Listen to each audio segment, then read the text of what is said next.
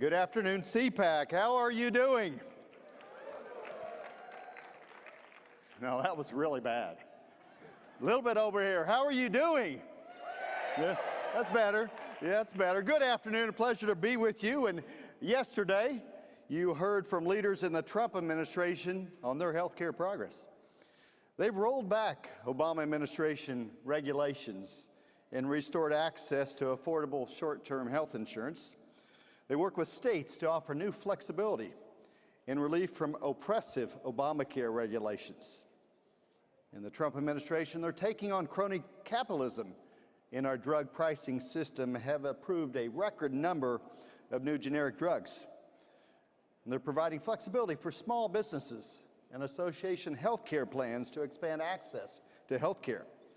They've approved a record number of Medicaid waivers, putting millions of Americans back to work and improving the health care system for the poorest among us.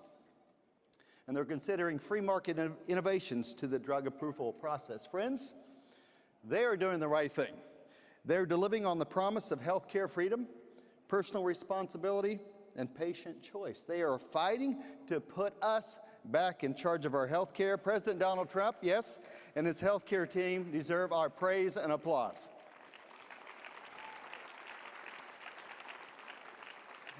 And in the next panel following my talk, there's more good news on health care. You're going to hear about some revolutionary efforts to improve health care and enhance our freedom and reduce the size and scope of government. And you'll learn about some tremendous growth in health share associations, state-level health care innovation, direct primary care. Can you imagine direct access to a doctor with no insurance companies and no federal bureaucrats? That sounds pretty good. And these are steps forward to health care freedom and the path to liberty and personal choice. But here's the big question. Despite this good news, why is Obamacare still the law of the land? John, there's a lot of reasons. Let me see if I can explain. I was the first elected to Congress in 2010. I was a leader in the Tea Party wave, and what heady times they were. I still remember gathering in the Library of Congress just a few weeks after that election.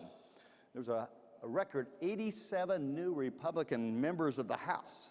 And in this room, there was John Boehner, Eric Cantor, Kevin McCarthy, and toast all around. Thanks to those special donors who made this all possible. And of course, I still remember, we're going to work for the American people. And sometime during that meeting, not yet Speaker John Boehner held up this document, a pledge to America. Hold up your hands if you remember a pledge to America. Yeah, just a few. It's about 25 pages long. It's out of print. I checked yesterday.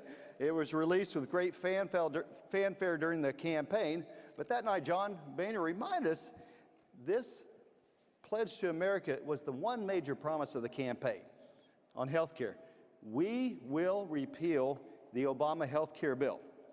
And as we heard over and over again for the next 5 or 6 months in the House from these same Republicans, the pledge is the plan, John said. This pledge is their plan. And then we conservatives in the House spent the rest of Congress mocking the pledge is the plan. For this pledge was never the leadership plan. It was simply a campaign device. And I also remember a few weeks before that on Sean Hannity's show, John Boehner had promised, this is not a time for compromise, and I can tell you that we will never compromise on our principles. By February 2011, it was clear he didn't mean that either. For that's when Boehner apparently learned that Obama was still the President of the United States. For suddenly on health care, on spending, and the rest of the pledge to America, suddenly he told us none of it was possible because we were only 1/2 of 1/3 of the federal government.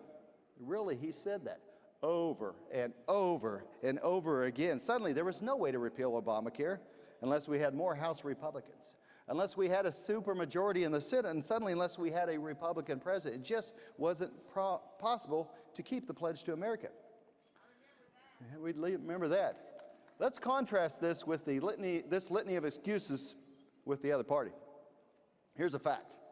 20 members of Congress sacrificed their political careers in 2009 to pass Obamacare through the House. You heard me right. 20 members, Democrat members of the U.S. House, when they cast that vote, They knew full well that Obamacare, that vote would end their time in Congress. But they did it anyway. Why? Because they believe in big government. They believe that some elites in a far-off capital, as Reagan would note, would make better health care decisions than you. And they were willing to give up their political futures for that cause of socialism. I hope I'm wrong, but after 6 years in Congress and a few years in retirement, I doubt you will find 20 Republicans in Congress who would willingly trade their congressional title, their perks, their taxpayer-funded health care, their committee chairmanship, or God forbid, their speakership for the cause of health care freedom. And it doesn't stop with the House. On this very stage, March 15th, 2013, Senator Mitch McConnell promised, "This law is a disaster. Anyone who thinks we have moved beyond it is dead wrong. Obamacare should be repealed, root and branch." And in July 2017, after the American people gave him a strong Senate majority and gave us President Donald Trump, Senator Mitch McConnell refused to deliver on his promise to repeal Obamacare. Yeah, Mitch, blame it on John McCain, Susan Collins, and Lisa Murkowski. But if you really wanted it, I really believe it, you could have made it happen. And heck, we might even settle for one branch to make it happen. But you know what? And this is a review. You know what Boehner, McConnell, Ryan, and McCarthy did find the votes for every single year during those times? To fund Obamacare. In 2011, 2012, 2013, 2014, 2015, 2016, 2017, and 2018, they found the votes to fund Obamacare. Gosh, when we were learned. And then they couldn't even deliver. Think about that. When President Obama was in office, we easily delivered a repeal to the President of the United States, but of course, hoping he wouldn't sign the repeal. But then when you have a chance to make it happen, you don't make it happen. Call me cynical, call me a recovering congressman, but don't call me wrong. These cowards who rode into power on the Tea Party on the wave of conservative activists in this room and across America and on the promise to repeal Obamacare, they never really planned on actually doing so. When push came to shove, they never really intended to do the hard work of taking down Obamacare.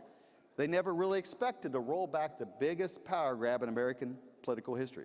Reminds me of one other comment, and this was a comment made by Paul Ryan, April 2011 in the House Budget Committee. I was there, and one statement I think was false, and one statement was dangerously true.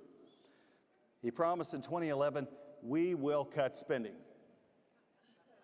Probably not the true statement.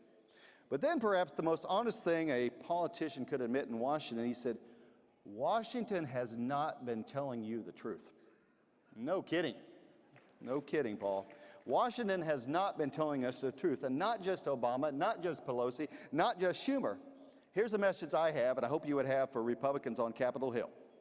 If you don't want to do the job of repealing Obamacare and stopping the assault on our last bit of remaining health care freedom in the Green New Deal, tell you what, just don't strap on the Republican uniform.